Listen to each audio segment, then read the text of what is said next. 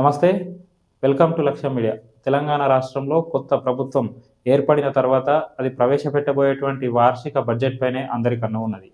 కాంగ్రెస్ ప్రభుత్వం 6 గ్యారంటీలను ప్రకటించిన సంగతి మనందరికీ కూడా తెలిసిందే. సో ఏ శాఖలకు ఎంత బడ్జెట్ కేటాయించాలనే విషయాలపై ఇప్పటికే సంబంధిత మంత్రులు సన్నాహాలు చేస్తూ ఉన్నారు. ఆర్టీసీకి 4,000 కోట్లు, అట్లాగే ఆర్టీఏకు సంవత్సరానికి 450 కోట్లు కేటాయించాలని చెప్పి సంబంధిత అధికారులు మంత్రి పొన్నం ప్రభాకర్ గారిని కలిశారు.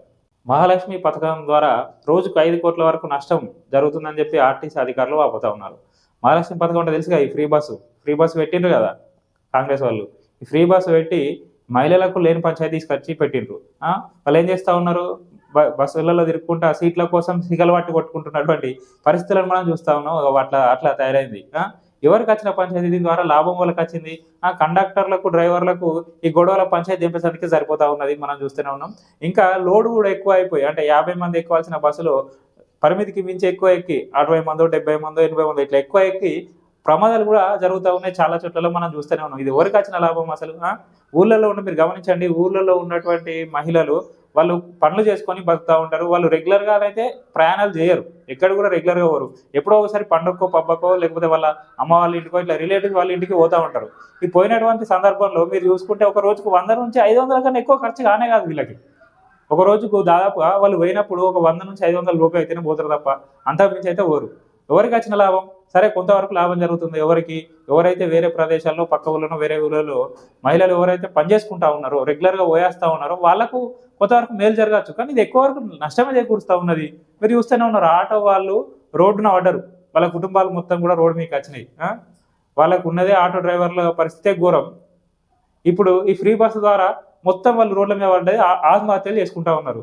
వీళ్ళకి ఏం చెప్పిండ్రు అధికారంలోకి వచ్చిన తర్వాత? మీరు వాళ్ళు ఆందోళన చెందాల్సిన అవసరం లేదు, 12,000 రూపాయలు మీకు భృతి ఇస్తామని చెప్పిండ్రు.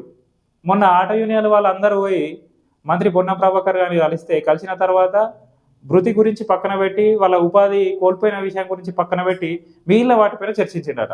సార్, మరి ఈ వ్యవస్థ ఏంది, దీని కథ ఏంది, మరి మా భృతి గురించి ఏం చెప్తారని అంటే, అసలు ఆటో డ్రైవర్లు ఎట్లనే, ఆటో డ్రైవర్లు అంటే ఎవరు, అందరు నేను ఆటో డ్రైవర్ అని చెప్తాం, ఎంతమంది కానీ ఇస్తామా అని చెప్పిండట. ఈ వార్త మొత్తం కూడా చక్కర్లు కొడతా ఉన్నది మీడియాలో. సో అనంటే మీకు అంతకుముందు తెలియదా మరి ఆటో డ్రైవర్లు అంటే ఎవరనేది తెలియకుండానే మీరు హామీ ఇచ్చిండ్రు కదా, ఇస్తామని చెప్పి, భృతి ఇస్తామని చెప్పి హామీ ఇచ్చిండ్రు. ఇప్పుడు వాళ్ళ మొత్తం కుటుంబం కూడా రోడ్డు మీద పడ్డదా? వాళ్ళకి అదే ఆధారం, జీవనాధారం అది. వాళ్ళు ఆటో నడుపుకొని కుటుంబాన్ని, పిల్లల్ని పోషించుకుంటారు. ఇప్పుడు వాళ్ళు రోడ్డున మీదకి వచ్చినటువంటి పరిస్థితి. దేనికి వచ్చిన పంచాయతీ అసలు ఇది? ఎందుకు లాభం? ఎవరికి లాభం జరుగుతూ ఉన్నది? సరే, మీరు ఎంతో కొంత లాభం చేకూర్చాలని అనుకుంటే పెరిగినటువంటి రేట్లు ఏవైతే ఉన్నాయో మీరు చూస్తూనే ఉన్నారు. ట్రాన్స్పోర్టేషన్ ఛార్జెస్ పెరిగినాయి. సరే, ఇక్కడ నుంచి అంతకుముందు ఫర్ ఎగ్జాంపుల్ హైదరాబాద్ నుండి కరీంనగర్ రావాలంటే 250 రూపాయలు ఉంటుండే, తర్వాత పెరిగింది 300 అయింది. సో దాన్ని తగ్గియండి, 300 నుంచి 200, 250 తగ్గిస్తే ఆర్టీసీ కూడా బడ్డెన్ పడకపోతుండే, ప్రయాణికులు కూడా సంతోషపడుతుండే. మీరు చూస్తూనే ఉన్నారు, చాలా చోట్ల ఏం చెప్తా ఉన్నారంటే ఫ్రీ బస్ ఓలకు కావాలి, ఉచిత విద్య కావాలి, మా పిల్లలకు భవిష్యత్తు కావాలి, ఇది కావాలని చెప్తా ఉన్నారు.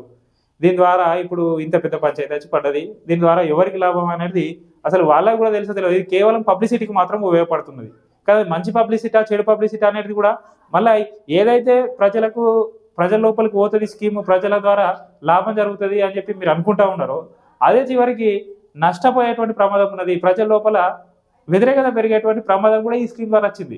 సో చూద్దాం, వెయిట్ చేసి చూద్దాం మరి దీనిపైన ఎట్లాంటి నిర్ణయం తీసుకుంటారో అనేటువంటి విషయాన్ని ఒకసారి మనం వెయిట్ చేసి చూద్దాం. అట్లాగే ఆటో కార్మికులకు ఏదైనా ఖచ్చితంగా న్యాయం చేయాల్సినటువంటి బాధ్యత ఖచ్చితంగా ప్రభుత్వం పైన ఉన్నది. వాళ్ళ కుటుంబాల్లో ఆదుకోవాల్సినటువంటి బాధ్యత కూడా ప్రభుత్వం పైనే ఉన్నది.